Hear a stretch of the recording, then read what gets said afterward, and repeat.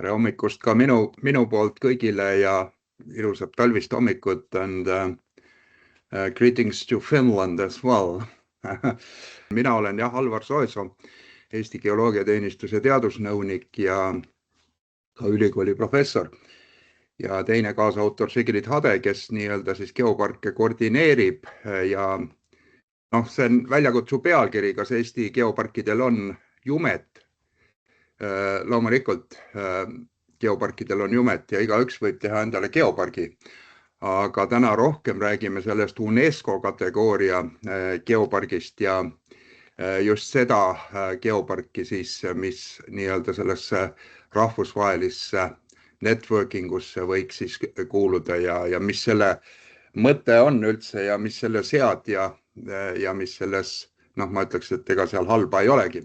Ma püüan väheke ajalukku vaadata, sest Eesti geoparkide teema ei ole kohe nüüd ja praegu ärganud, aga mis on nüüd ja praegu ärganud, me tunneme riigi poolt, just Kliimaministeeriumi poolt esimest korda üle väga pika aja sellist nagu huvi geoparkide tegemise vastu ja see huvi põhimõtteliselt on nüüd realiseerunud juba väheke, et kui me vaatame KIK-i keskkonnaprogrammi maapõue valdkonda, siis seal on täitsa see sõna juba sees geopark, ehk siis ütleme niimoodi, et ka riigivalitseja poolt on nagu soov Eestis seda geopargi teemat, just UNESCO geopargi teemat nagu arendada ja siis toetada ja 2 esimest nii-öelda pisikest KIK-i projekti on ka laiali jagatud ja üks saajatest Geoloogiateenistus, kes sai siis ka nii-öelda riigipoolse ülesande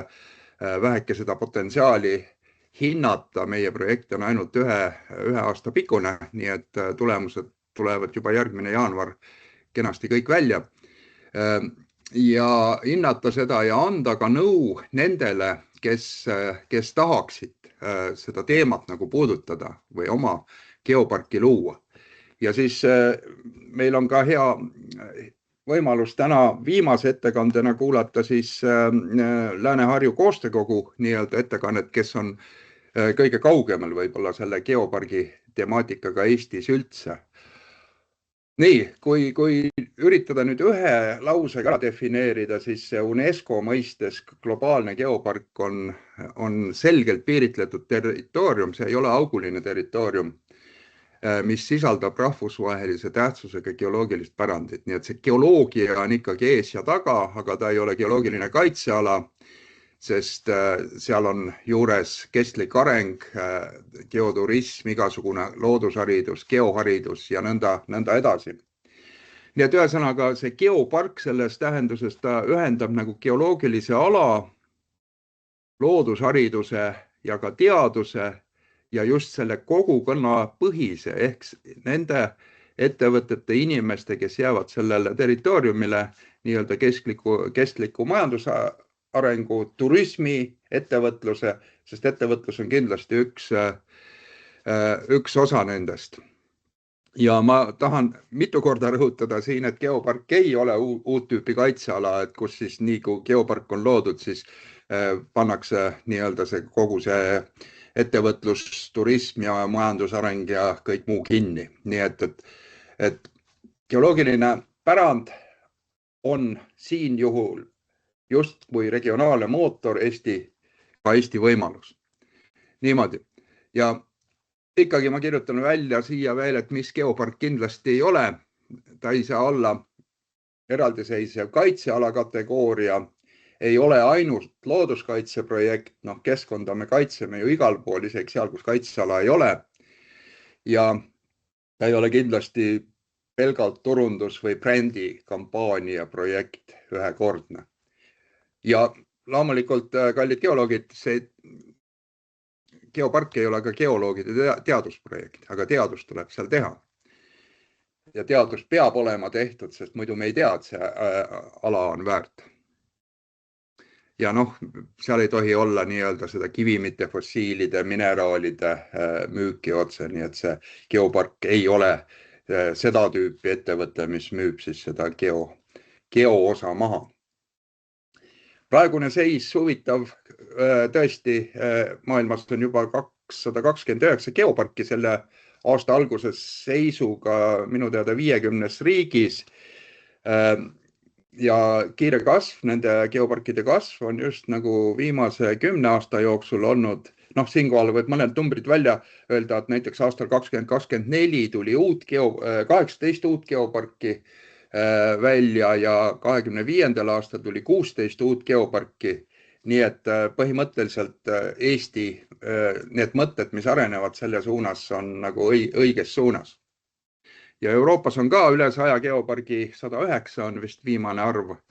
Ja kui nüüd väheke statistikat vaadata, siis seda on nüüd tehtud, et on mingi territoorium, eks ju, atraktiivne territoorium, siis geopargi saamisega UNESCO nii-öelda sellesse geoparkide nimekirja, siis külastajate arvu kasv on, oleneb piirkonnast, mõnes kohas on 20–30%, aga on ka piirkondi, kus esimestel aastatel on 50–80% külastajate arv kasvanud.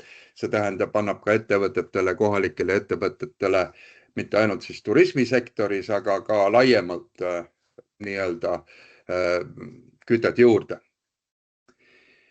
Ja Eesti ajalugu on huvitav, Krista Täht on ka kenasti meie täna liitunud. Ma ütleks, et Krista Täht oli see, kes esimese nii-öelda pääsukese välja lasi, tegi nagu esimese eeltöö või sellise kokkuvõtte, mis tuli 2005 aastal välja, kus ta siis analüüsis nelja piirkonda. Me nendesse piirkondadesse praegu otse sisse sügavuti ei sukeldu, sest aga loomulikult see esimene potentsiaalsete kohtade hinnang on tehtud ja selle ümber on ju peale seda päris huvitavaid mõtteid keerelnud. Ja kui paljud inimesed lähevad kohe Vikipeediasse vaatama, et palju siis Eestis geoparke on, siis alati ei tasu nagu Vikipeediat uskuda. Ütleme, saarte geopark on olemas, aga see ei ole UNESCO geopark. Loode-Eesti geoparki peab ka Vikipeedia looduks juba 2010, eks ju. Mina ise ka mäletan neid asju, mis selle ümber keerles ja Voorema geopark on arendamisjärgus. Info on vana selles mõttes, kui me vaatame siis nii-öelda mõningaid suuremaid tegevusi, siis ma ütleks, tooks välja ainult nagu praegu 4 tegevust, et üks oli see Põhja-Eesti klindiga seotud, siis Tartu või Voorema geopark oli ka olemas ja 2 viimast Virumaa geopark, mida siis arendati päris intensiivselt 2018-19 ja siis Loode-Eesti geopark, mis pidi nagu olemas olema, aga tegelikult ikkagi arendused hakkasid 2019 ja sellest me kuuleme täpsemalt ja ma ütleks, et see geopark on tegelikult praegu juba päris oma jalgadel seisev organisatsioon, millel on suur šanss saada ka UNESCO nii-öelda nimekirja. Ja seal oli erinevaid initsiatiive, erineva küpsusastmega veel, mida ma siin ära ei nimeta, aga tõin nagu mõned pildid ka, et alustada seda geoparki, siis tuleb kõigepealt hinnata, et mida see koht väärt on, eks ju, Põhja-Eesti geopargi kohta või ütleme selle algdokumendis sai kokku pandud väga põhjalikult nagu ülevaated sellest. Tema häda oli see, et ta oli nagu tükkide kaupa, eks ju. Siis Voorema geopargi kohta ma kahjuks kuskilt ajaloolisi andmeid ei näinud, et kus ta võis asuma hakata. See territoorium on oluline, territoorium ei saa olla auguline, nagu ma ütlesin. Et kuskil seal nende kaitsealade piirides ja üle nende võis see olla, nii et selle kohta õnneks või kahjuks ütleme niimoodi rohkem infot nagu saadaval minule ei olnud.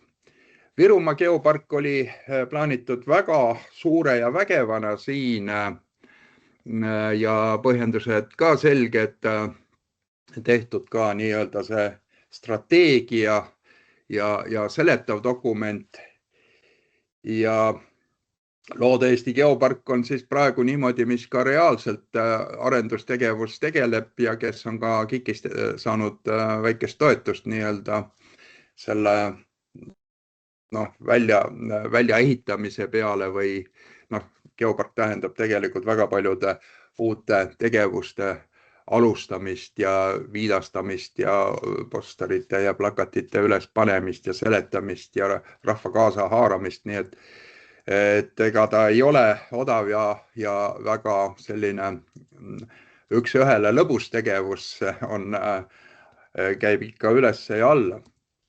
Nii, aga kui nüüd Eesti juurde korraks uuesti tagasi pöörata, ma panen Eesti kaardile ka need, mis meil nagu teada on, et see, mis ütleme Loode-Eesti nii-öelda ala, siis Ida-Virumaa, Virumaa geopargi ala, ma joonistasin ta siia väiksema, kui ta ütleme selles kavandis, algkavandis tuli ta ju Peipsi järveni välja. Kuskil Vooremaa osas on kõik kah see nii-öelda geoloogia nagu selgelt paigas, kui kaugele see Vooremaa võimalik ulatuks, kas ta ulatuks Võrtsjärveni välja või ta ulatuks veel lõuna poole välja. Aga mida suuremad alad, seda rohkem omavalitsusi peab sellega nii-öelda päri olema ja seda tegevust nii-öelda toetama ka teatud mõttes. Nii et selles mõttes väga suur ei saa olla üks geopark, aga ta ei saa ka kindlasti olla ainult ühe valla piires, ma pigem arvan. Ja siis seal, ütleme Kagu-Eestis, Lõuna-Eestis on tegelikult päris mitmeid lisavõimalusi. Ütleme, et need ruudud ei tähenda siin mitte midagi ja kindlasti on Eestis veel neid ruudukesi, kus inimesed võivad mõelda, et meil on geoloogiline selline huvitav asi olemas. Ettevõtjad soovivad, omavalitsused toetavad ja nii me neid geoparke ehitama saaksimegi hakata. Nii et igal juhul, kui nüüd vaadata seda, mis siis need hindamiskriteeriumid on, siis siin on 5 tükki sellist olulist välja toodud, mida ma veel kord nagu siis rõhutan, et geoloogiline alus on kõige selle asja alus, seda territooriumi tuleb ühtselt juhtida, tal peab ühtne juhtimisorgan olema, seda vaatab nii-öelda see UNESCO komitee. Oma eelarve geopargil, oma juhtimiskava, tal peab olema nähtavus ja mõju, ehk haridus peab olema sellega ja loodusharidus laiemas mõistes peaks olema sellega seotud geoturism, ehk siis ütleme erinevad turismivõimalused peaks selles olema ja teda siis nii-öelda, tal on oma bränd ja oma kommunikatsioon ja oma kommunikatsiooni network ja strateegia. Ja mis ta annab, eks ju, ta annab ikkagi seda, et kui UNESCO geopargi, globaalse geopargi tempel peal on, siis ütleme niimoodi, et välisturism kindlasti kasvab oluliselt ja kommunikatsioon selles teiste geoparkidega, nagu ma ütlesin, et neid geoparke on juba 229 ja neid on palju Euroopas ja Hiinas, eks ju, kommunikatsioon kõikide nende geoparkidega, et te olete nagu üks võrgustiku osa ja te saate hästi palju infot, eks ju, hästi palju uusi mõtteid ka. Ja kui me seda Eesti naabrite situatsiooni vaatame, siis tegelikult soomlastel on ju 5 geoparki olemas, esimene loodi 2010 ja viimane minu teada 2024 aastal. Nii, lätlastel, leedukatel ei ole, Soomel ja Norral mõlemal on minu teada 5, Islandil on ka geopargid olemas. Nii et selles mõttes on, kust õppida, need kohad on täiesti olemas. Ja kuidas need punased täpikesed näitavad, et kuidas nad nüüd siis jagunevad seal maailmas, et Euroopa ja Hiina, eks ju, Hiinas on lausa 47 geoparki, nii et ja Hiinal on ka sisemist ja riiklike geoparkide mõiste täiesti olemas. Ja võib-olla see viimane slaid kõige olulisem, et kuna nüüd Eesti Geoloogiateenistus on siis nii-öelda selle geoparkide loomise nõuandja, kuna meil on palju geolooge, haritud geolooge ja me üritame oma projektiga siis nii-öelda seda potentsiaali hinnata ja luua ka mingisuguse ühtse materjali või väga lihtsa sellise tabeli, kus igaüks saab check-inida või checkida seda, kas tema ala saab vastama nii-öelda sellele UNESCO kriteeriumitele. Nii et kui tänase seminari lõpuks 1,5 tunni pärast kellelgi juba ideid tekib, siis siin on 3 nime, kellega võib kohe ühendust võtta ja me kindlasti aitame. Ja võib-olla esimene soovitus, et kui mingisugusel piirkonnal, omavalitsusel või turismiorganisatsioonil see idee nagu arenema hakkab, siis küsige kõigepealt geoloogilt ja küsige pigem sellised geoloogilt, kes geoparkide asja ka teab, sest geoloogia on väga oluline asi seal. Aitäh minu poolt! Yeah, it's really nice to see you. I pick up familiar faces. Kairi, Sigrid and Alvar was visiting in our geopark. And I'm already looking forward to visit you guys in Estonia. And this is a really big honor to me to speak to you guys. In our municipality, I would say almost every week, I'm talking about Estonian models because Estonians has turned to be really efficient in many things. Finland was #1 in education, but not anymore. Now it's actually Estonians, and we are learning many models and ideas from Estonia. So it's a great honor to hold this speech. I have visited many times in Estonia. I have good friends in Estonia, and actually my everyday life I'm sharing with the Estonian because my spouse is from Estonia. So to start this presentation, I would like to tell you some background about our geopark, and I would also like to share you a model how to create a geopark with really limited resources. And our area is in our sub-region. We have 5 municipalities, and in our geopark we have four of those municipalities. And in our sub-region, the population is only 20,000 people, and we are countryside region.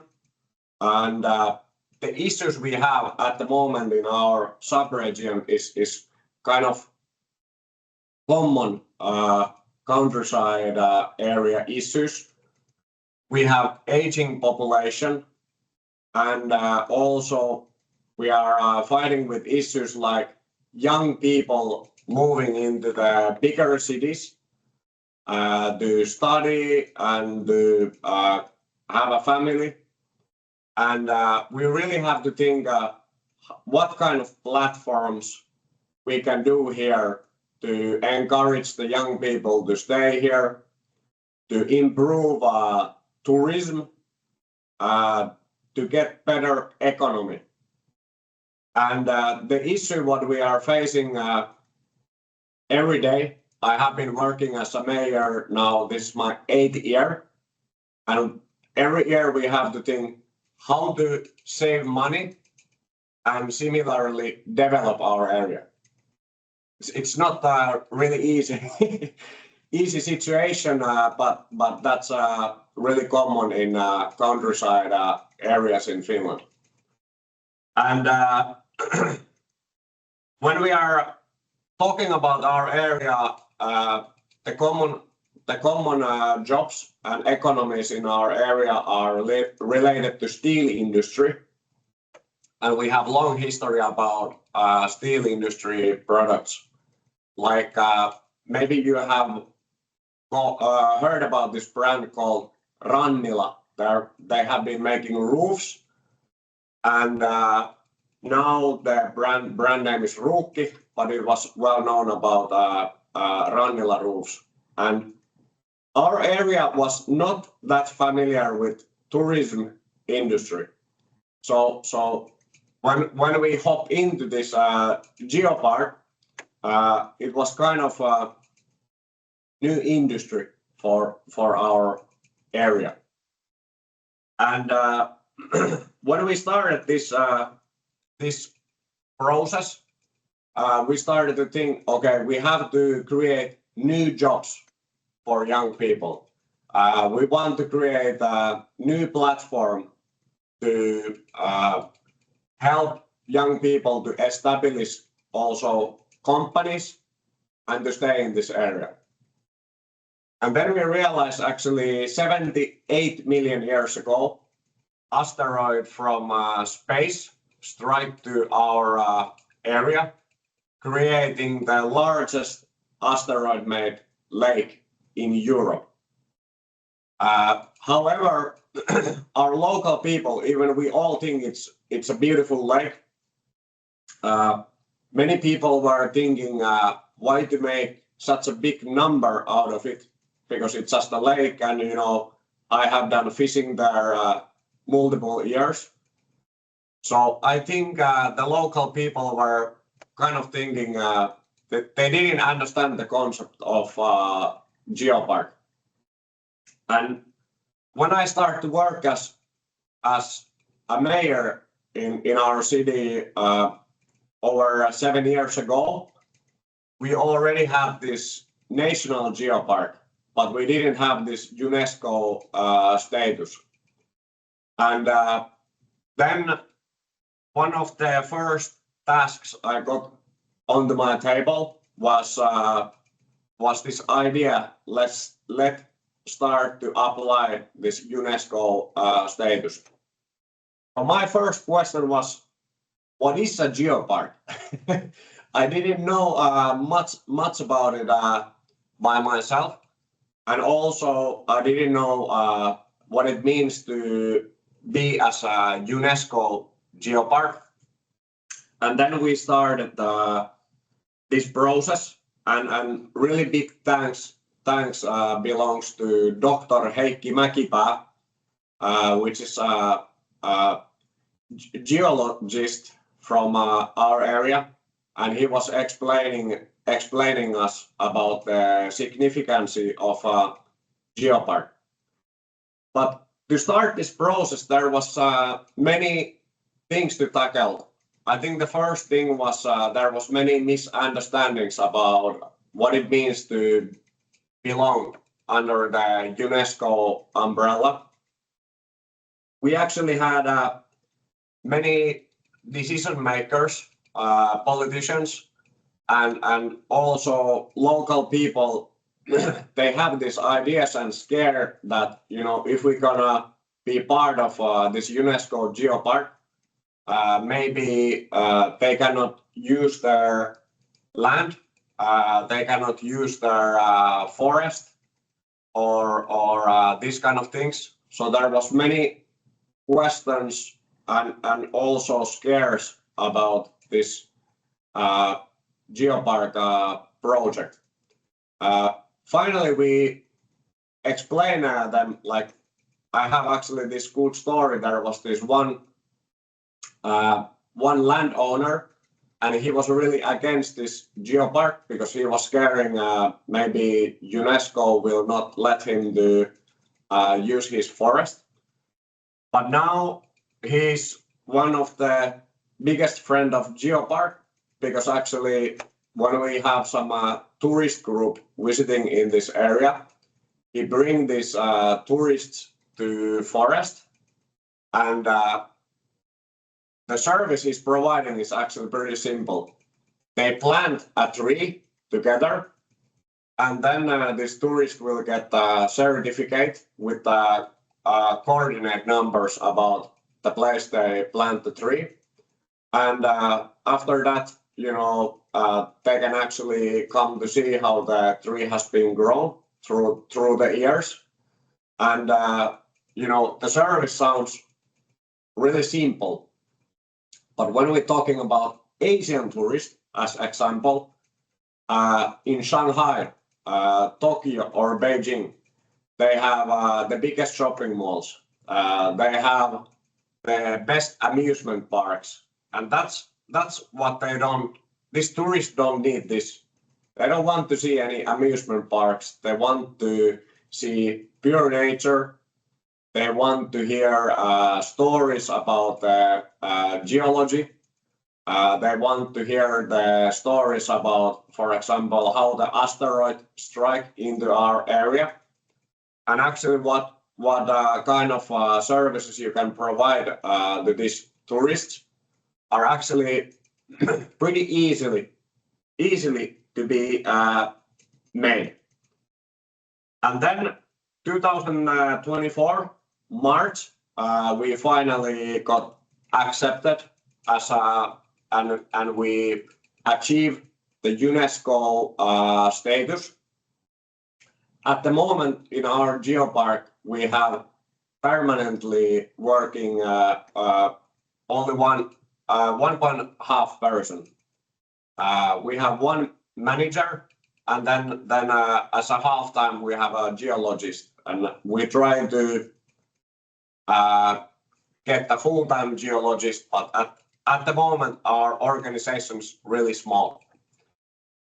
And then when I'm thinking about from mayor's perspective, like what our geopark can be. So when we're talking about UNESCO as an organization, it's United Nations Education, Science and Culture. So it's not only about stones.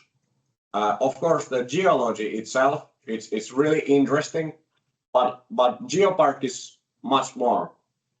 So we have seen it's a platform to get connected to different cities. It's actually a really good icebreaker to get connected to other cities and improve the region's import and export. So I would say pure business. Another thing what I see from a mayor's perspective, it's an umbrella.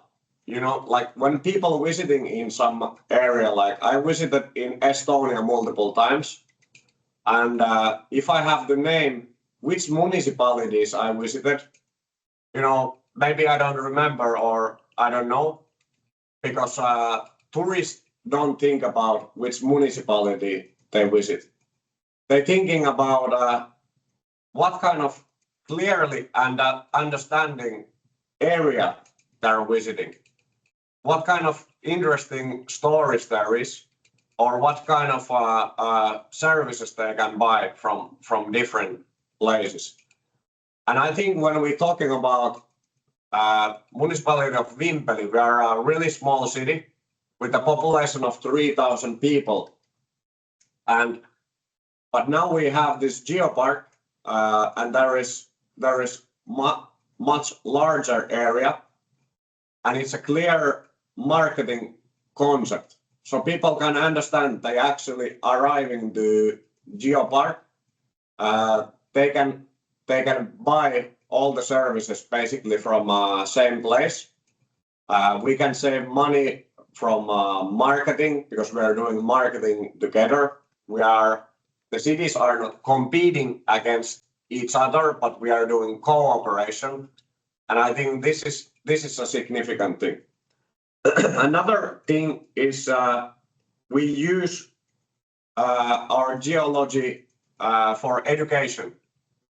So we have one geo high school in our area, and we want to teach our kids sustainability, how to preserve the nature, and also we cooperate with as example, Japan. We have a sister high school in Japan, and we share lots about geological differences we have. So actually, the kids can learn. We had same lessons with the prefecture of Kagoshima, and they have this Sakurajima volcano. So actually, the kids can learn from each other. We have a asteroid lake. They have a active working volcano, and they can learn from each other. And so I would say geopark, it's not only about stones. It's about doing business. It's about getting connected to other regions. As now we are connected, Finland and Estonia in this moment, which is great. It's about doing cooperation between cities, doing marketing together, to getting more tourists to coming to the area, and also to educating and telling the stories to local people so they can actually understand what kind of geological diamond we have in our area. And when we're talking about our region, I want to highlight a couple of things. We don't have a well-functioning public transport. We don't have metro lines. Our hotel capacity is really low, but we have visited, for example, in Iceland, and Iceland have 0 trains. They also don't have a well-functioning public transportation, but they have millions of tourists every year visiting the area, and they manage to create well-functioning tourism industry. So we have these excuses. We cannot have this tourist area because how they're gonna arrive here? We don't have public transportation. We don't have enough hotel capabilities or this kind of stuff. But we visited in areas like Denmark, also Iceland, millions of tourists with a similar situation. So I see geopark can be something I can really highly recommend you from many different reasons. And I think geopark also, like when we think about tourists, they want to have stories. They want to understand, like I have been visiting in Tartu or Tallinn. If I go to Tallinn, old city, I see the spectacularly beautiful historical buildings. But it's even better if I know the stories. I know who built it. There are some stories related to it, and it's exactly the same with geopark. To tell the stories and to market the stories for tourists. Yes, and I think one of the things we have used a lot, like I want to highlight, we are a countryside region. We don't have a lot of money, and we have been able to establish this geopark. And if we have been able to establish this, you can definitely be able to establish it as well. So I don't see any excuses to not dive into this opportunity. And my last thing, what I want to say, we went through this process with really limited resources. And if you need any help, it would be our great honor to get you to visit our geopark. We can clearly explain the process, how we did it, how we use lots of our imagination and small resources to achieve the status. And let's build really good cooperation together. And I wish this is one part connecting our geopark and your geoparks, and Finland and Estonia even more stronger together. Thank you very, very much. And if you have any questions, please, you can ask, or also after the seminar, you feel free to contact me anytime. So Hello, I'm Vilma-Lotta Tallgren. I am a geologist or geoscientist in Saimaa UNESCO Geopark, or actually I work half-time for Saimaa and half of my time to another Finnish geopark called Salpausselkä Geopark. So, Saimaa Geopark is one of Finland's 5 geoparks. One of them is Kraaterijärvi, from where Sam was from and was telling about. And 4 others are Rokua, which is the oldest one, Lauhavuori Hämeenkangas, and the Salpausselkä I already mentioned. My geopark, Saimaa Geopark, is located in southeastern Finland, like you saw in the previous map, in South Karelia and South Savo provinces in the area of 9 municipalities, which are Imatra, Lappeenranta, Mikkeli, Juva, Saimaa, Puumala, Ruokolahti, Taipalsaari, and Savi-Taipale. In the area, we have around 149,000 inhabitants, and area is a bit over 6,000 square kilometers. So that is a quite large geopark, the largest one by area in Finland, and one of the largest one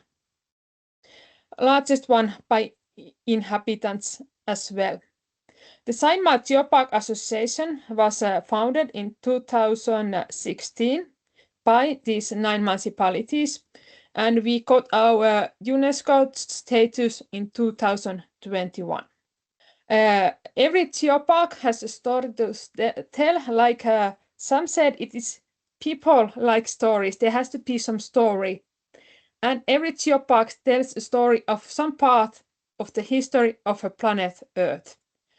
Our main story is the story about Lake Saimaa. Lake Saimaa is the largest lake in Finland and 4th largest in Europe. It is the geopark is located in the southernmost part of the lake, as the lake itself is too big to be all in one geopark. We have a very old bedrock from Paleoproterozoic time with some old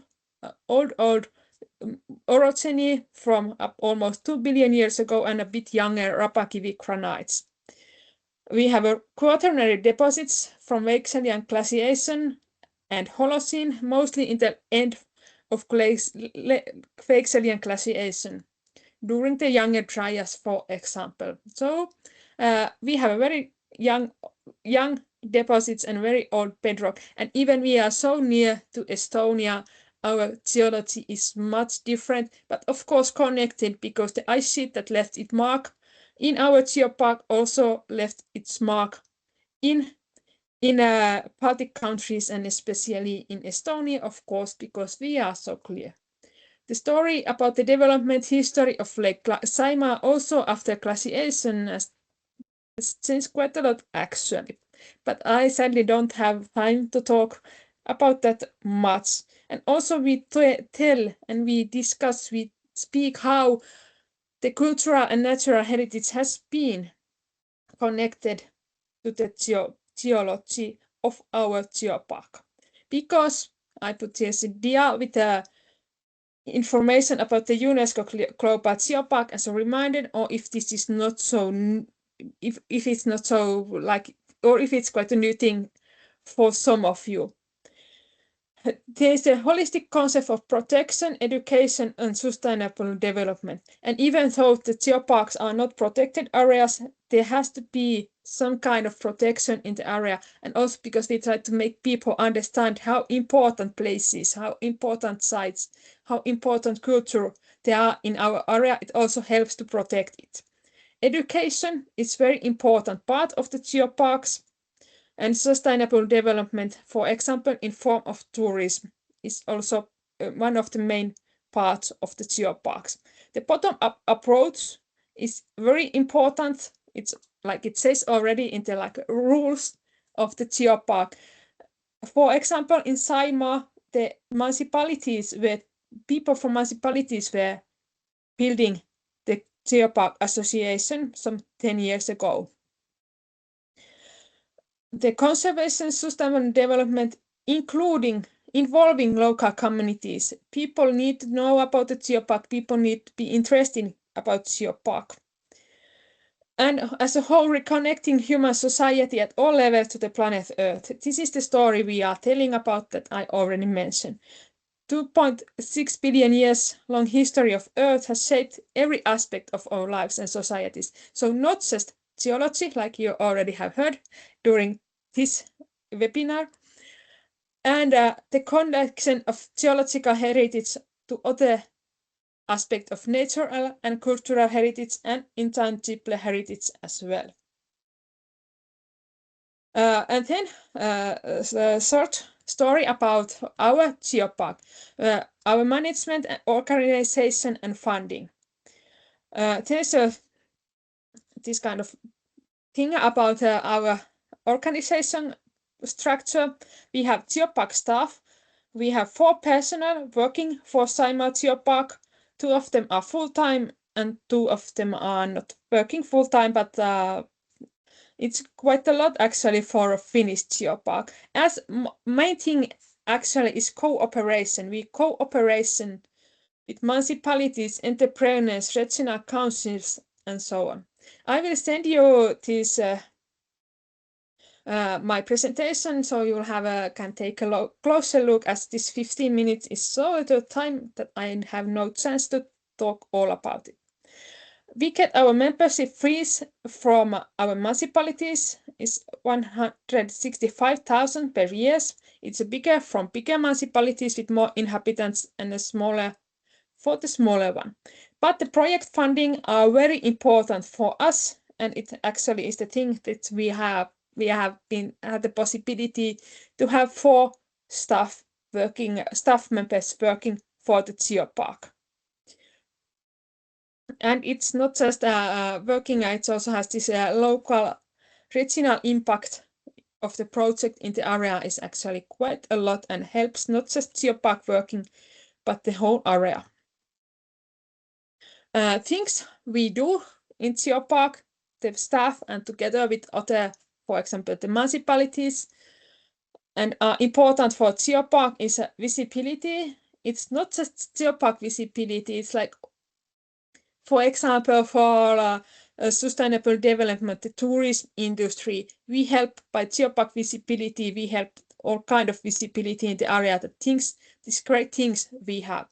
For example, we have visibility on sites, for example, information panels, and we have social media sites. We have Facebook, we have Instagram, and we have internet pages. Networking is very important in many, many levels. We have local, regional, national, and international. For example, like I said, with entrepreneurs, other Finnish geoparks, and European geopark network as an example. Education, I think it's getting more and more important thing in geoparks. We have a very short courses, like 2 hours, for longer, more extensive programs, and we are all the time we are working more and more with the local schools. Here are some examples of activities we have been done, like visibility, education, cooperation with municipalities. We have been organizing some trips into nature to geological sites as well. And I mentioned projects, and here are some examples of projects, as the projects are a significant source of income and they enable many activities in the area. We have, for example, Arcata treasure map project that is developing the visibility and accessibility of Saimaa Geopark and its sites. We have Saimaa Film Festival projects that is bringing film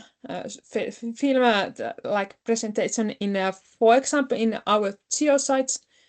We have this INAX project, which is introducing our natural and cultural sites to locals and visitors. It's, for example, is international local, and there'll be more projects coming in the future. And then I have some short introduction to our geosites, natural and cultural sites. We have 65 geosites and 53 cultural and natural sites. I'm not going to tell all of them, but I'll show some kind of examples, one from each municipalities. And when I send you the presentation, or I send it to Kaire and she'll send it to you, I try to pick some different kind of from different municipalities. For example, Sarviniemi and Morenritz, a very nice place to visit. They have some infrastructure for like walking, hiking, boating. It's part of second Salpausselkä, and it was deposited in front of the ice sheet at end of latest glaciation during a colder phase. So one of the sites where especially is connected to natural heritage and geological heritage. On the other hand, old passage of Imatrankoski Rapids and Kruunupuisto Park potholes is a site where Imatrankoski, one of the greatest rapids, it was in Finland. Nowadays it's dammed, but there's this kind of rapid shows that they are opening the gates and the rapid is flowing again. One of sites with interesting geology, interesting cultural, interesting natural sites. And for example, there is one hotel, the nice looking building on the right side of the rapid has been chosen to be the most beautiful Finland building in the country. Karihiekka Beach, again, some sandy beaches, some outcrops, very nice lake beach at the next of the lake, Luontari, which is part of Saimaa. Nice nature again. Lappeenranta Fortress and Harbor, it's interesting, especially in a cultural way, because it reminds us of a time between when Finland has been part Sweden or Russian. Astovansalmi rock paintings, some 80 prehistoric rock paintings, one of the most biggest rock paintings area in Finland and in whole Nordic countries. Saimaa Seal Trail, again Esker, some geological sites with a very nice lean-to shelters, campfire sites, and also like a art path, so it also connects nature, geological heritage and culture. Kummakivi Erotic Powder is one of our most famous sites. It actually has been, I have seen it many Facebook pages, for example, like national Facebook pages. Käännäkoski Fortress, again fortress at an isthmus, interesting place, nature, cultural and historically. Pisamalahti Hill Fort was also, it's one of the Finland's most famous Iron Age hill forts. If the fortress were younger, these are a bit older. Very nice fractured zone in a bedrock, so the ancient bedrock of our area connected with some cultural heritage. Pistohiekka Shore, again at the Lake Saimaa, and also it has been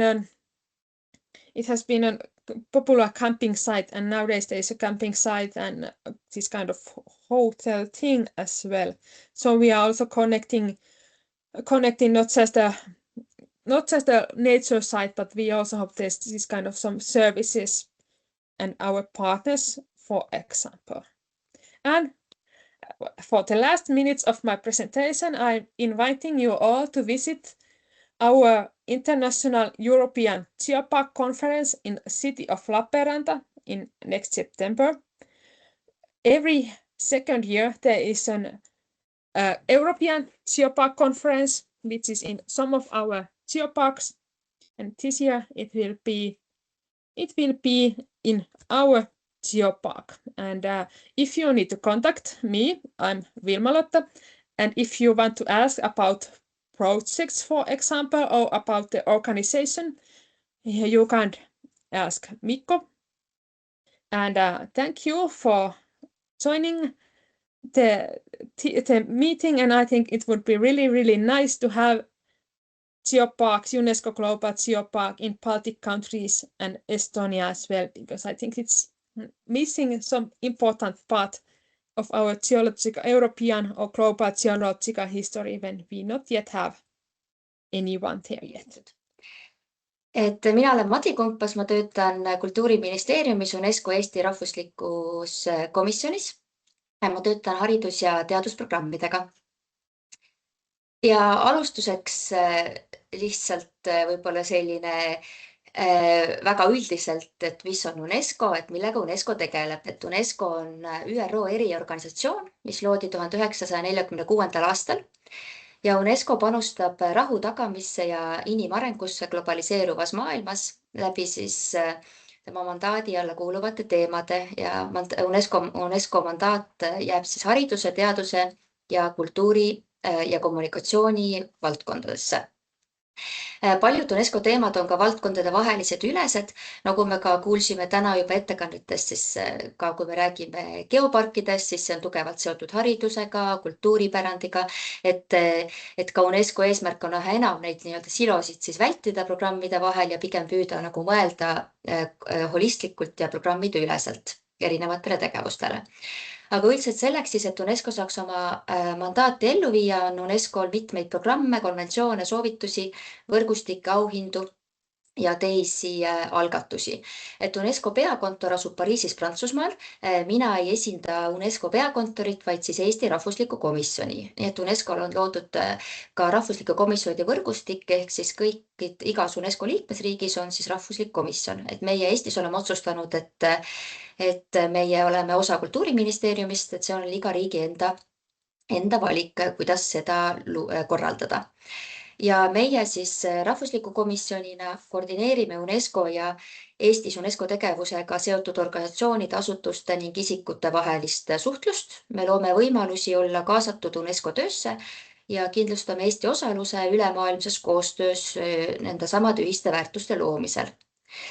Ja siin ka UNESCO-l selline moto nii-öelda või preambulast tsitaat, mida palju tsiteeritakse, kuna sõjad saavad algusi inimeste mõtetest, tuleb ka rahu kaitsta inimmõistuse abil. Nii, Eestis on meil ka mitmeid UNESCO-ga seotud paiku. Selle info me oleme koondanud lehele kaart.unesco.ee. Et see on interaktiivne kaart, kus leiab siis eri UNESCO võrgustikesse ja nimekirjadesse kuuluvad paigad üle Eesti. Et ma näitan kohe ka järgmisel slaidil, et siin on siis loetletud need võrgustikud ja nimekirjad, kus on Eestil kanded või liikmesus. Ja me oleme ka teinud nende kohta koostöös ERR-iga siuksed tutvustavad videoklipid, et neid saab meie YouTube'i lehelt vaadata. Ütleme, siin eelmisel slaidil oli näha palju punktikesi, et need on siin need oranžid punktid, et need domineerivad, kuna need on siin näha, kus asuvad UNESCO Eesti ühendkoolid, et kuna ühendkoolide võrgustikul on 60 liiget. Aga kui siin vasakult ülevalt saab valida kategooria, et siis sealt saab vaadata ka kategooriate kaupa, et mis UNESCO teemadest Eestis on.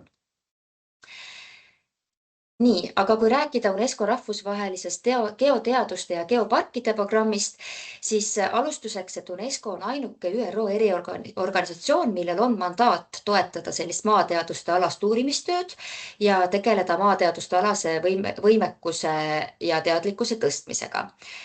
Et see geoteaduste ja geoparkide programm kuulub siis UNESCO teadusprogrammide alla. Ja see on siis selles valdkonnas on üks siis UNESCO tegevuste lipulaev.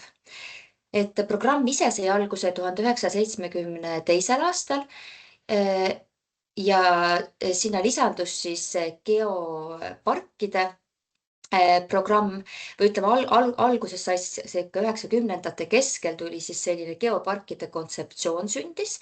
Ja mis siis 2004. aastal siis need geopargid siis liideti selliseks võrgustikuks ja nagu ka Alvar rääkis siin natuke sellisest ütleme populaarsuse tõusust ja sellest geoparkide võrgustiku arengust, siis jah, et kui 2004. aastal võrgustik loodi globaalne, et siis sinna kuulus 25 geoparki ja samas 2014. aastal juba kui kuulus sinna 100 geoparki. Ja põhimõtteliselt siis UNESCO globaalsete geoparkide programm julgustab rahvusvahelise väärtusega geoloogilise pärandi alasid tegema ka rahvusvahelist koostööd. Et 2015. aastal liideti siis varasemalt eraldiseisev geoteaduste programm ja geoparkide võrgustikuprogramm. Ja nüüd me räägime sellisest ühtsest programmist ja kui on soov luua UNESCO või on soov anda oma geopargile taotleda UNESCO globaalse geopargi staatust, siis see käibki selle sama programmi raames. UNESCO geoparkidel on kindlad tunnused ja kriteeriumid, millele vastavust kontrollitakse ja millele peavad siis kõik UNESCO geopargid vastama. Selle alusdokumendiks on selline tegevusjuhend või Operational Guidelines for UNESCO Global Geoparks, et see on vastu võetud liikmesriikide poolt. Ja see on ka veebis vabalt kättesaadav. Et nagu siin on ka juba palju räägitud, siis geoparkide puhul on väga oluline alt üles lähenemine ja kogukonna poolt juhitud lähenemine, eri huvirühmade kaasamine. Suure tähelepanu all on siis geoloogilise väärtuse säilitamine muidugi ja siis selle sidumine siis hariduslike, teaduslike tegevustega ja teiste kultuuri- ja looduspärandi nähtustega. Ja kestliku arengu edendamine on siis väga oluline. Põhitunnustena, mis UNESCO ise toob välja, on siis, et on oluline rahvusvahelise väärtusega geoloogiline pärand, on oluline ühtne kindel juhtorgan. Ja sinna juurde kuuluvad ka teised kriteeriumid, millele siis juhtorgan peab vastama. Oluline on nähtavus ehk siis teadlikkuse tõstmine sellest geopargi alast ja just siis ka see geoturismi aspekt sinna juurde ja võrgustumine ehk siis kuulumine UNESCO globaalsete geoparkide võrgustikku. See on kohustuslik siis UNESCO globaalse geopargi staatuse puhul. Nii. Ja siin on ka jälle mul välja toodud samad kriteeriumid, millest ka me oleme juba eelnevates ettekannetes ja Alvari ettekandes kuulnud. Mida ma tooksin eraldi esile on siis see, et kui on kattuvus mõne teise UNESCO võrgustiku kuuluva alaga, et siis seal peab olema selgelt välja toodud tekkiv lisaväärtus ja reaalne koostöö kahe märgise vahel. Et ei oleks sellist omavahelist rivaalitsemist või hierarhiat, et oluline on selline ühtne lähenemine ikkagi UNESCO väärtuste edendamisele. Nii. Ja siin samamoodi, et mis on siin olulisem on, et ei tohi tegeleda üldjuhul piirkonnast pärit geoloogilise materjali müügiga, et see võrgustumise aspekt ja siis ühtse kava loomine, et kuidas siis geopark siis ka toetab sotsiaalmajanduslikke vajadusi ja kultuurilise identiteedi kaitset ja kuidas siis lõimitakse need kohalikud teadmised teaduslikega. Ja juba viimane slaid, et UNESCO geoparkide võrgustikust siis praegu on jah, nagu Alvar ütles, et on 50 riigis on kokku 229 geoparki, et tõesti domineerivad praegu Euroopa ja Aasia. Samas UNESCO on ka võtnud üheks sihiks, et ta toetaks sellist geograafilist tasakaalu geoparkide loomisele, et näiteks Aafrikas on praegu 2 geoparki, et see ei tähenda, et Euroopasse ei võiks geoparke rohkem luua, vastupidi, me oleme väga rõõmsad, kui ka Eestisse ja Baltimaadesse üks geopark tuleb. Et võib-olla pigem lihtsalt siis näidata ka seda suunda, et ikkagi UNESCO-ga püüab ka Aafrika kui prioriteetse piirkonnaga UNESCO jaoks üldiselt ka tegeleda ja neid ka eriprogrammides toetada. Ja lisaks globaalsele võrgustikule on ka regionaalsed võrgustikud, et nagu ka eelmine ettekandja kutsus Euroopa regionaalse võrgustiku konverentsile. Ja tänan.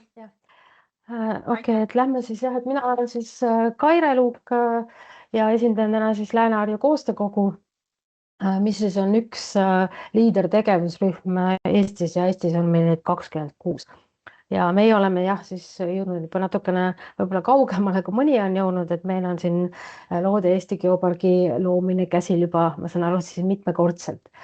Aga nagu Alvar ennem ka mainis, et siis kõige esimene selline mainimine Loode-Eesti geopargist oli aastal 2010, et seal küll meie tegevusrühmana osalised ei olnud, aga nagu siin näha on, et siis tol ajal oli siis 7 liiget, kes siis lõid eraldi MTÜ Loode-Eesti Geopark ja siis käisid nad koos ja oli see mõte siis luua see Loode-Eesti Geopark, aga tookord läks ta siis jah, natukene vett vedama, et siin ongi välja toodud, et miks ta siis nagu käima ei läinud, et tol ajal ei saadud siis ka KIK-i rahastust ja see initsiatiiv siis kadus ka nende liikmete poolt just, et vahetusid valitsused ja inimestel nagu huvi kadus, et siis läks esimene soov kaduma, aga kui mingi seeme on kuskil idanema pandud, et ju siis ikka on inimesi, kes tahab seda edasi arendada ja põhimõtteliselt siis oligi niimoodi, et 2019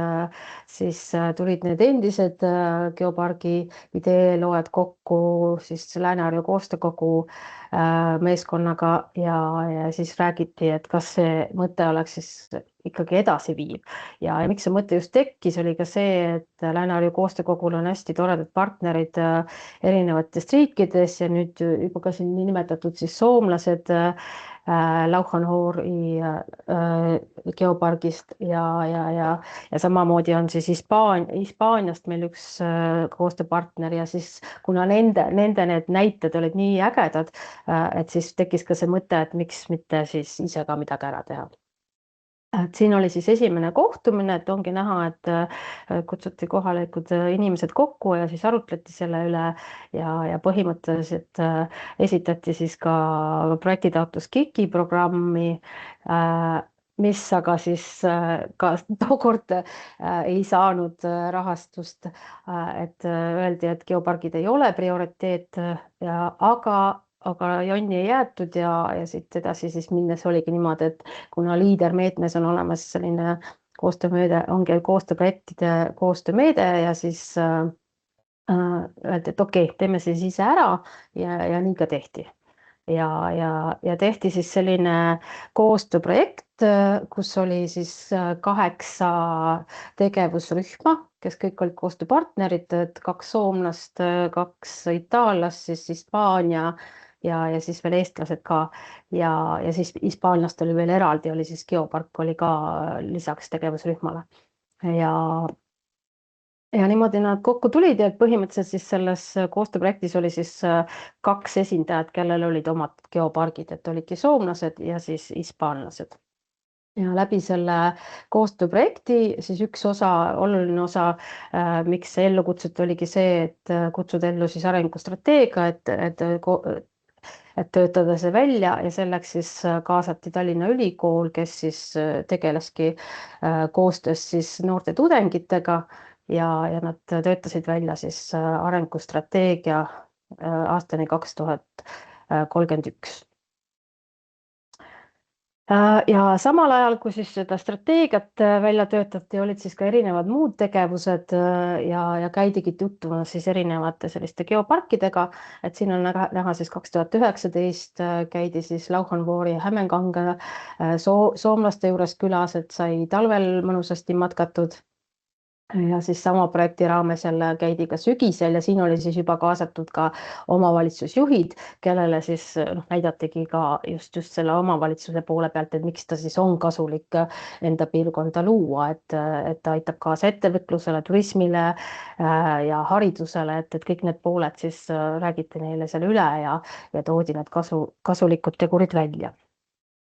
Ja et see kõik jätkus, kuna see esimene projekt oli siis 3-aastane, aga need koostööpartnerid olid tõsiselt hästi sellised toredad, siis öeldi, et kui ikkagi kui koostöö toimib, teeme siis asja edasi ja siis sai uute perioodi kirjutada sama projekti jätkuprojekt, ehk siis jätkus see sama 5-star nature projekt ja järgmine 3-aastane projekt oli meil siis olemas ja jätkusid ka siis tegevused, et siin siis käisime, külastasime ka veel sedasama Soome geoparki, küll natuke teises kohas ja teised inimesed olid kaasas, aga selle võrra jälle siis said inimesed rohkem teada, mis on see geopark ja mis tegevusi seal tehakse ja kui äge see tegelikult on, et nii palju inimesi on siis Soomes koostööd tehes saanud midagi sellist ägedat ära teha.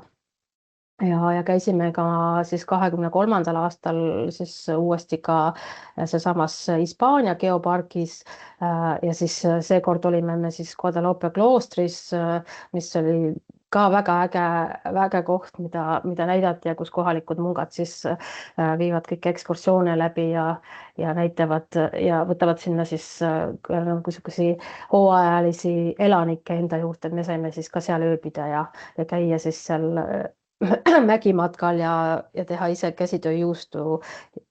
See oli ka sükene hästi omamoodi ja seal oli täpselt selline, et kui keegi meist ei teadnud, mis asi on geopark, siis põhimõtteliselt seal siis Javier, kes on nende geopargi geoloog ja ka UNESCO projektide hindaja, et siis tema ütleski, näete, et siin te nüüd olete ja see ongi geopark. Et seda siis näidati meile seal.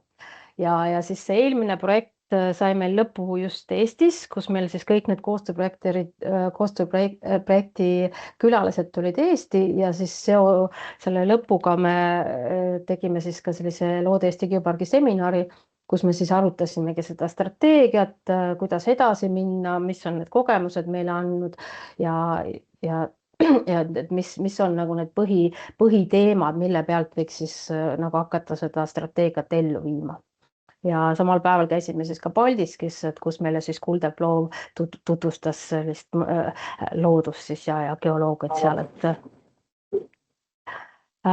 siis veel enne kui nüüd et selle viimase projekti rahastused kõik otsa said, tegime veel paar sellist seminari ka oma kohalikele inimestele, et ka eesti keeles, et kui see eelmine seminar oli inglise keeles, siis see oli siis selline eestikeelne õppereis ja et siin meil siis käisime Vasalemma karjääris ja Määrapaemurus vaatamas, kuidas seal siis toimetatakse ja samamoodi me siis tutvustasime neile inimestele erinevaid selliseid Soome ja Taani geopargi tulevikuplaane ja nende kontseptsiooni. Ja kõige lõpuks siis oligi see, et me pidime tegema siis otsuse, et kas ja kuidas me läheme edasi ja siis tänu sellele, et ma olen ka ise 8 aastat Taanis elanud, siis võtsime ühendust Taani geopargi esindajaga ja tema oli siis nõus meile tegema online esitluse just sellest, et Taanis ongi see ainult üks geopark praeguselt, aga nad on ka hästi tublilt arenenud ja neil on need haridusprogrammid on ka hästi tugevad sisse töötatud, siis ta rääkiski hästi mõnusalt ja kuidas võtta siis hoogu ja mida siis nagu põhimõtteliselt ära teha ja siis saidki meil uued sellised võtmesõnad paika, ehk siis haridusprogrammide loomine on üks ja kindlasti siis selle geopargi tähenduse selgitamist, et inimesed saaksid aru, mis ta siis lõpuks on ja siis ka enda sellise brändi ja kujundi loomine.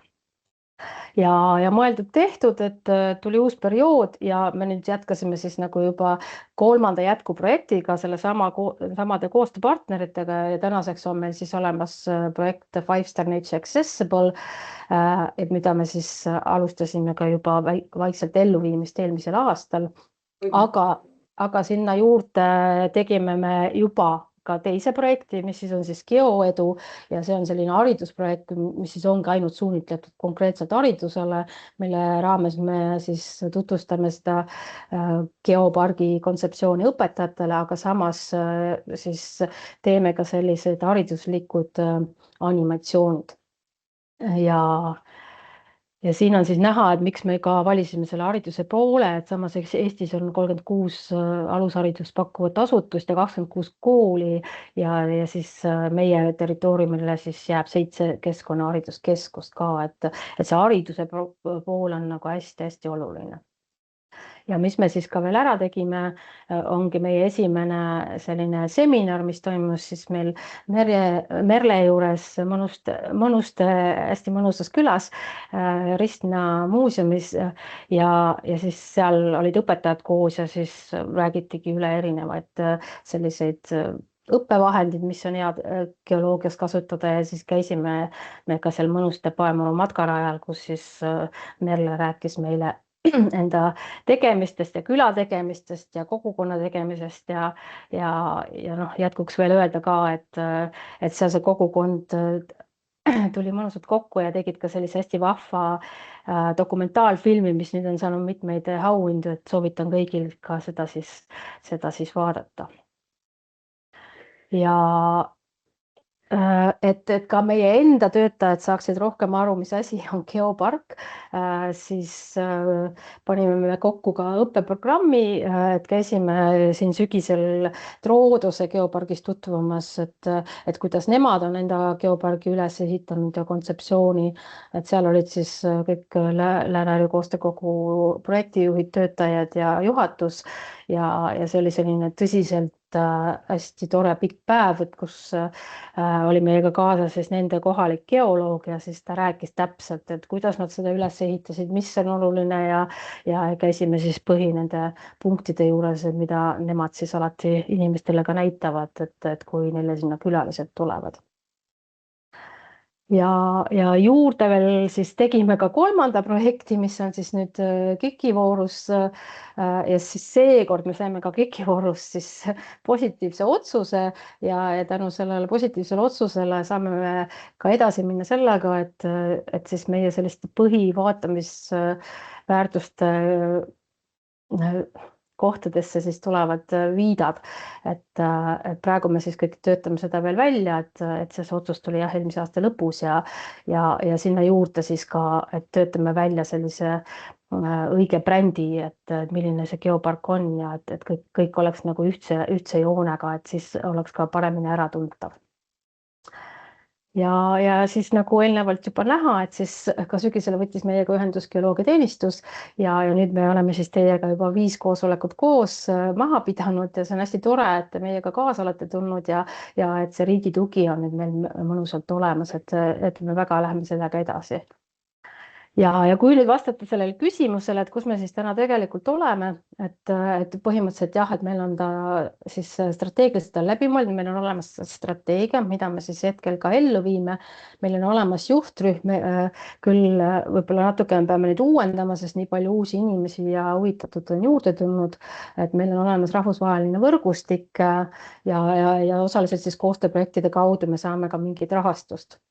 Ja haridus- ja turundustegevuse suunad siis on ka läinud töösse ning ja riikliku tasandi tähelepanu on meil siis ka juba olemas.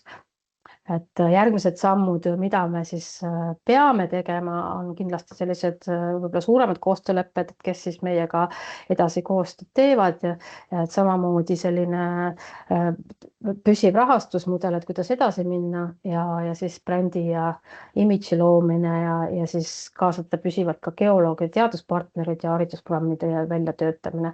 Aga me siiski suure rõõmuga võime öelda, et jah, et Loode-Eesti geopark ei ole enam idee ega üksikprojekt, vaid see on juba niisugune kujunev süsteemne piirkondlik arengusuund, et meil siis ongi olemas strateegia, võrgustik, projektid ja kasvav riiklik tugi ka.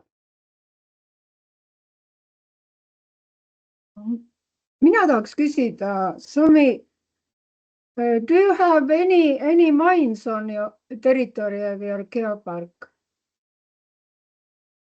Yeah, actually in our municipality we have a limestone mine called Nordkalk. Mm-hmm. Yeah, so it's we have a really long history to use limestone and now we have I think it's one of the biggest limestone mines in Finland. And it wasn't any obstacle for getting UNESCO label? No. Yeah, and when we went into this application process, like from mayor perspective, I'm always also thinking about finance of the city, which is important to fund all the services. And we were really critical about if we have some limitations to use our natural resources. but no. So the geopark is not limiting the city to use natural resources, and basically the only restricted areas which we have established in our municipality has been established by private landowners, and it's from there, like they decided they want to preserve some area for natural preservation. So we can still do business as normal in our municipality, even better, big thanks for Geopark. And also, Krista had a really good question, so I would add that we are now building, if everything goes well, we are building the largest solar panel park in Vimpeli in Nordic countries, the largest one. And all these projects like wind power, also solar parks, we can build. We have no limitations from this UNESCO Geopark. And we were thinking this is really important signal also for our decision makers that they see Geopark as an opportunity instead of organization that is limiting the municipality to work with different projects. Okay, something have changed there in Paris. Thank you. Thank you. Mul oleks veel üks küsimus. Hästi. Vilmale. Ma kohe vaatan. Ja, Vilma-Lottale. Yes. Yeah. I noticed that there, in financing group there was fund for recreation areas. Is this everywhere in Finland or only in this your area? Or There are these kind of recreational area foundations in Finland. I don't know if they have them in all of the areas, but it depends a lot of the area how like active they are. In some places they just take care of some recreational areas, but especially the South Carolinian Foundation for Recreational Areas is very active. They have a lot of projects and they do a lot of work. They are very close to us. Their office is right next to our office and we cooperate very much. But it depends a lot about the area in Finland, how active they are in these same kind of works we are doing with this EQUAST, this South Carolinian Foundation. So it depends. It depends a lot how much they are doing towards like this, how to say it. For example, this foundation has been like restoring rapids. They has do a lot of works like towards nature and restoring natural sites and so on. So it depends. We have them, but they are not all such active organizations that the one we have in South Karelia. Foundation, it's very important. Like the important part is the project foundation, even for Finnish geoparks. The basic funding comes from municipalities, but the projects are very important and it's sometimes easier to get them and sometimes not so easy, but they are very important. And also cooperation with, for example, the foundations and with municipalities in other ways as well, not just the funding. Your party needs any advices how to build a UNESCO organization with almost zero money? We can tell you how it's possible. We have done it. Thank you, Sam. Can I also ask Sam and Vilma, have you done any like joint projects with all of Finnish geoparks? We have had a European, not a common project with all the Finnish geoparks. I had in my presentation the webpage for Finnish geoparks. I can actually put a link for you. It's one of the projects it was like our first project. I actually don't remember where did we get all our money for the project, because I wasn't myself working for it, and we have had ideas that how to continue these common projects with other Finnish geoparks. And also with the Saimaa Geopark, we are starting cooperation with one Kenyan geopark, and we are probably taking part in one of another international as project as well. But with and actually there are some projects that we are not running ourselves, but they are run by, for example, University of Applied Science. But we are cooperation. There is some project, for example, where we have been as Saimaa, Salpausselkä, and Lauhanvuori-Hämeenkangas. So there is some cooperation, and also cooperation outside the project has been very important. We are always ready to help other Finnish geoparks, and of course also other geoparks. For example, like Sam said, we are ready to help Estonian geopark, and actually it's one of the point of the geoparks network. The European or the global one is also that we actually get like a points if we help other, because for all the re-evaluations we need to show that we have done something. And one important thing to do is cooperation also internationally and helping new geoparks also abroad. So yeah, we are cooperation and we have had common projects. And I put the link to the chat where you can see for one example which we have done together in one project. It was not just a web page, but it was important part, as there was nothing like that before. Yeah, so if I can add, like as Vilma-Lotta said, so even we were trying to establish our geopark. So actually, the Finnish geoparks were helping us. So we were. I could say this is like a family, like, and I don't feel, for example, Saimaa Geopark, I don't feel we are competing with Saimaa Geopark. Instead of that, we have opportunity to learn together, share the know-how with each other. And one thing what we are now doing together, we are lobbying to get permanent funding from government, and we are also doing this together. And I actually met the Prime Minister of Finnish Republic like 1 month ago, and I was explaining about we need this permanent funding to all of our geoparks.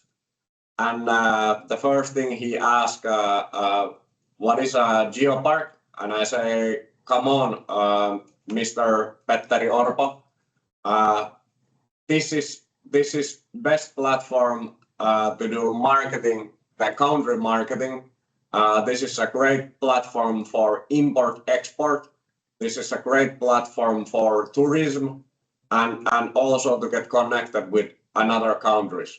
And now we try to get the permanent funding, and I can recommend also for you guys, like wherever you establish geoparks in Estonia, so you guys could do also lobbying to get at least some level permanent annual funding.